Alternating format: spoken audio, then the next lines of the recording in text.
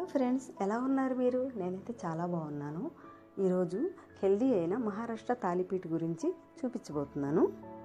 ఫస్ట్గా ఒక బౌల్ తీసుకొని దాంట్లో 1 కప్పు జొన్నపిండి, ఆధా పావు శనగపిండి, 1/2 కప్ గోధుమ పిండి,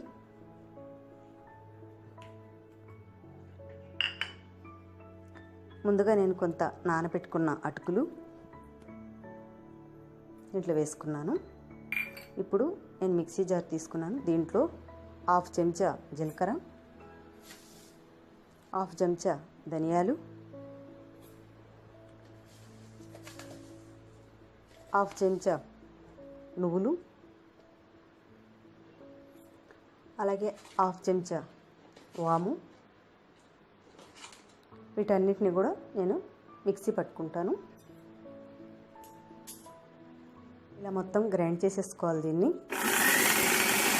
పౌడర్ లాగా ఇలా అయిపోయింది. దీంట్లో నేను ఒక పచ్చిమిర్చి చిన్న చిన్న చాప్స్గా చేసుకొని దీంట్లో వేసుకున్నాను. అలాగే 2 వెల్లుల్లి రెబ్బలు, తగినంత ఆనియన్ ముక్కలు, కొద్దిగా కొత్తిమీర కూడా యాడ్ చేశాను. దీంట్లో యాడ్ చేసిన తర్వాత మళ్ళీ దీన్ని ఒకసారి గ్రైండ్ పట్టుకుంటున్నాను.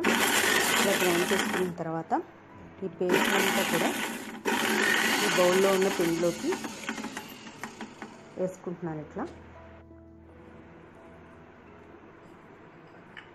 ఇలా వేసుకున్నాను కదండి. దీంట్లో నేను చాప్ చేసి పెట్టుకున్న పాలకూరను కూడా దీంట్లో యాడ్ చేస్తున్నాను.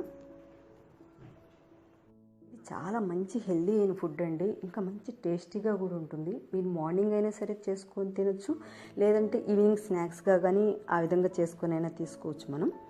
దీంట్లో నేను కొద్దిగా పసుపు యాడ్ చేస్తున్నాను. మనలో చాలామంది జొన్నపిండి తక్కువగానే తీసుకుంటారు. అలా కాకుండా మనం ఈ విధంగా చేసుకుంటే కొంత జొన్నపిండిలో నుంచి వచ్చే బెనిఫిట్స్ని మనం తీసుకోవచ్చు కదండి. ఒకసారి మీరు ట్రై చేయండి. నేను వీక్లీ 2 టైమ్స్ దీన్ని తీసుకుంటాను. ఆల్రెడీ దీంట్లో కొద్దిగా నేను ఉప్పు కూడా యాడ్ చేశాను. యాడ్ చేసిన తర్వాత దీన్ని పూర్తిగా ఇలా కలుపుకుంటున్నాను. కలుపుకున్న తర్వాత నేను కొద్దిగా వాటర్ అనేది యాడ్ చేసుకుంటాను. దీంట్లో ఒకేసారి కనుక వేసామనుకోండి మొత్తం లూజ్ అయిపోవడం, ఇక మనకి ఉండగా కానీ రాదనమాట. అలా కాకుండా కొంచెం వాటర్ అనేది యాడ్ చేసుకుంటూ మనం కలుపుకుంటే బాగుంటుంది.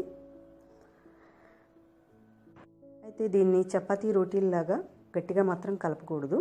కొద్దిగా లూజ్గా ఉండాలి పిండి. ఎందుకంటే దీని తయారీ విధానం ఇంకా వేరుగా ఉంటుందన్నమాట. మనం అప్పడాలు కరబెట్టి ఒత్తడము ఇలాంటివి ఏముండదు. కొంచెం దీని పద్ధతి కొంచెం వేరుగా ఉంటుంది. అది కూడా చూద్దరు మీరు. ఇలా కొద్దిగా యాడ్ చేసుకుంటూ దీన్ని ఇలా కలుపుకుంటున్నాను నేను.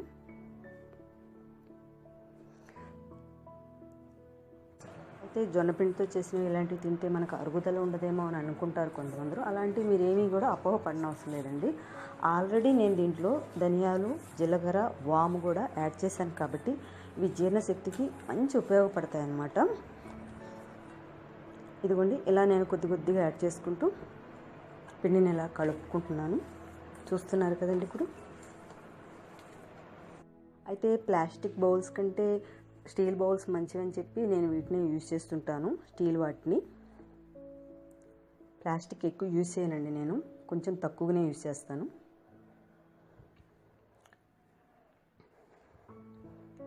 ఇలా కలిపేసుకున్నాం కదండి.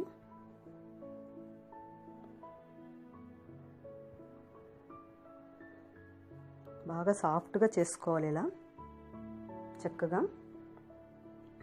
ఎక్కువ గట్టిగా కూడా ఉండకూడదండి. మనం రోటీలు చేసుకున్నప్పుడు ఎలా గట్టిగా ఉంటుందో అలా మాత్రం చేసుకోకూడదు. కొద్దిగా లూజ్గా ఉండాలి పిండి.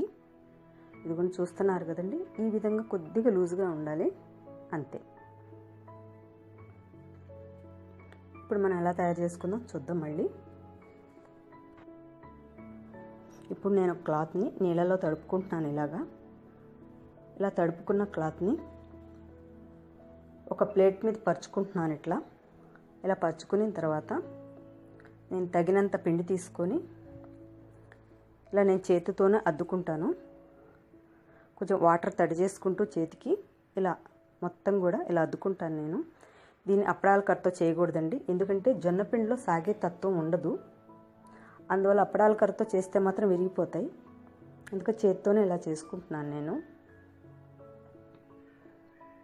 కొద్ది కొద్దిగా చేతికి వాటర్ తడుపుకుంటూ ఇలా చేసుకోవాలన్నమాట. చూసారు కదండి ఎలా చేయాలి. మరి థిక్నెస్గా మరి థిన్నెస్గా కూడా ఉండకూడదు, మీడియంగా ఉండాలి. ఇది ఎక్కువ లావు ఉన్నా కానీ బాగుండదు, మరీ పల్చగా కూడా ఉన్నా కానీ బాగుండదు అనమాట. ఇలా చేసుకున్న తర్వాత దీన్ని క్లాత్తో సహా తీసుకోవాలి. నేను ఆల్రెడీ చిన్న చిన్న హోల్స్ పెట్టుకుంటున్నాను, ఎందుకంటే దాంట్లో ఆయిల్ వేసుకోవడానికి. ఇదిగోండి ఇలా క్లాత్తో సహా మనం పెనం మీద ఇలా వదులుకోవాలి. చేత్తో మాత్రం మనం తీసుకుంటే విరిగిపోతుంది, అందుకని క్లాత్తోనే నేను తీసుకొని పెనం మీద ఇలా వేసాను. కొద్దిగా ఆయిల్ అనేది యాడ్ చేశాను దీనికి.